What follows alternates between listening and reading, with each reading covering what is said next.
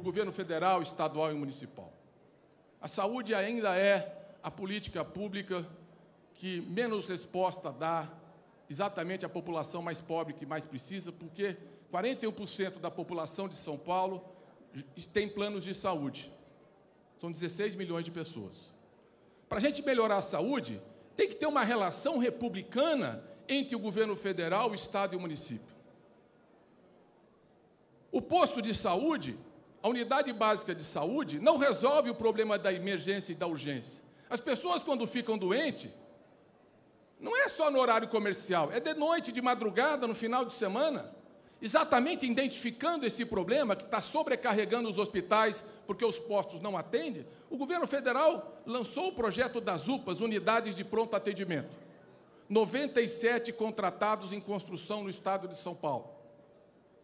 Para a UPA funcionar, o governo federal constrói e ajuda a financiar o custeio junto com o município e o estado. O governo de São Paulo não participa do custeio.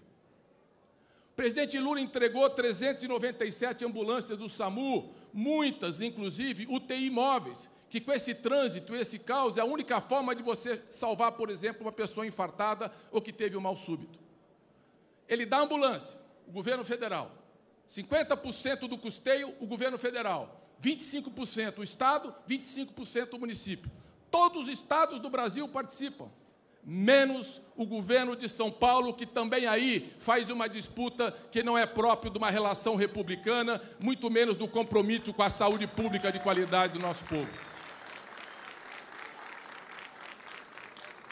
Nós vamos fortalecer a parceria republicana, presidenta Dilma Rousseff.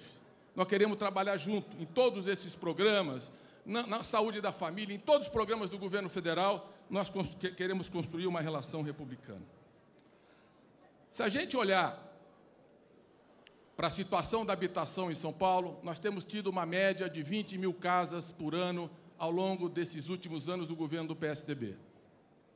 Nós temos só na Grande São Paulo, na macro-região de Campinas, 11% das casas que precisam ser totalmente refeitas ou removidas.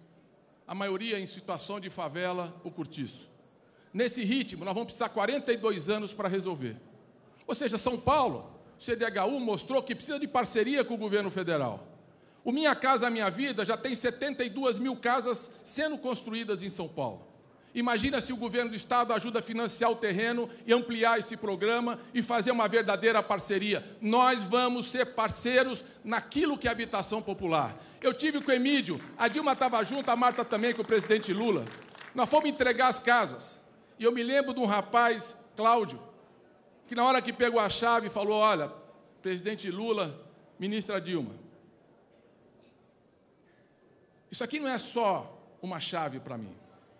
Eu hoje, aonde eu moro, a rua tem um nome, nunca teve.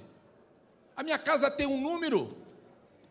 E eu tenho um CEP. E ele falou, eu tenho um CEP, eu hoje, CEP, para poder receber uma correspondência e dizer, eu tenho dignidade.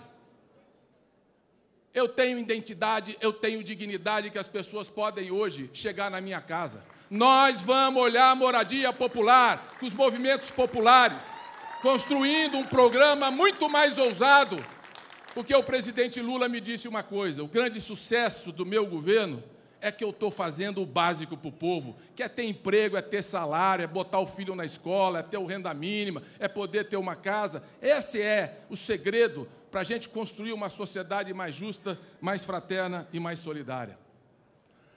Se nós quisermos olhar para o futuro, nós vamos ter que repensar a política de segurança pública em São Paulo. Não dá para a população e o governo achar que só se lembra da polícia quando disca 190. Aí todo mundo lembra da polícia. E nós, que temos uma tradição de luta, precisamos repactuar a relação com a polícia militar e civil em São Paulo, porque precisa mais policiamento ostensivo. A melhor polícia é aquela que previne o crime e, quando ele ocorre, as delegacias têm que ser reestruturadas para poder responder à população. E, para isso, nós vamos ter que enfrentar a crise do sistema prisional. Nós temos um excesso de presos no sistema de São Paulo de 59 mil presos, além das vagas disponíveis. E a PM prende 2 presídios por mês. Como sair dessa situação? Porque se nós não sairmos, tivermos passividade, falta de firmeza, de competência, nós já vimos aonde vai dar o crime organizando, atacando a sociedade, matando policiais, assustando, impulsionando o crack, o tráfico de droga, como a gente vê hoje. Nós temos que separar os presos para o grau de periculosidade. Os que são primários, os que são reincidentes, não perigosos, trabalho e educação para progressão no sistema prisional. Nós temos que aqueles que não precisam ser presos, monitoramento eletrônico e pena alternativa. É muito mais inteligente ele trabalhar aqui fora pelo crime que cometeu, que não ameace a vida e a sociedade, do que ficar preso nesse sistema, que ele sai sempre pior do que entrou no sistema prisional. Nós temos que reestruturar as prisões e criar uma polícia comunitária, reaproximando São Paulo e valorizando a polícia. Nós fizemos isso com a Polícia Federal. Nós fizemos a Força Nacional, que são exemplo de competência e atitude séria na segurança do Brasil. Eu quero terminar, companheiros, dizendo que eu teria muito mais coisa a dizer, mas não posso deixar de falar do meio ambiente. Nós temos que reorientar a Sabesp, não apenas na relação com os municípios e com os seus clientes, mas na proteção dos mananciais, das águas, das matas ciliares. O governo do Estado tem que ter uma atitude mais proativa na proteção do que resta de Mata Atlântica, no combate às emissões, tendo passos concretos para reduzir a emissão de gás carbônico e reduzir o efeito estufa. Está em toda parte, os vulcões, os tsunamis, os terremotos, as enchentes. Enchentes que eu percorri quase a maioria das cidades que foram atingidas. E o governo federal está liberando recursos, dando apoio, ajudando esses municípios a enfrentarem 79 mortos, mais de 20 mil pessoas desabrigadas. Aonde esteve o governo do Estado num momento tão delicado como esse? Nós queremos trabalhar junto, governo do Estado, prefeitura e governo federal, para atender a população em situação de risco. E valorizar cada vez mais os prefeitos, porque hoje eles estão arcando ônus que não são dele, que seriam gastos do governo federal. E o presidente Lula mostrou no FPM, no apoio às prefeituras, na repactuação da dívida do INSS, dos precatórios, que nós podemos ter uma outra qualidade de relação com as prefeituras. Termino dizendo para vocês que eu concordo integralmente com o que disse a Marta aqui e o que a Dilma reafirmou, a nossa presidenta. É extraordinário nós temos hoje a unidade que nós construímos no PT. Nós nunca tivemos um candidato sem disputa, sem prévia. Que eu me lembre, nunca tivemos.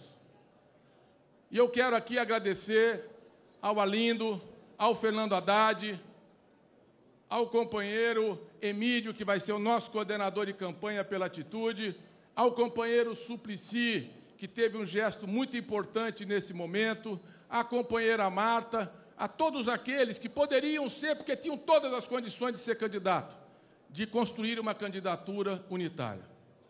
Alguns dizem, mas Mercadante, você tinha uma eleição mais fácil para o Senado. Mas o nosso caminho, companheiros, quando a gente fundou esse partido, e o Lula lembra hoje nessa carta, quando lá no final dos anos 70 a gente estava fazendo as primeiras greves, organizando, lutando pela democracia, o melhor caminho para nós nunca foi o caminho mais fácil. Eu me sinto orgulhoso do que vocês estão fazendo hoje, me dando a possibilidade de disputar.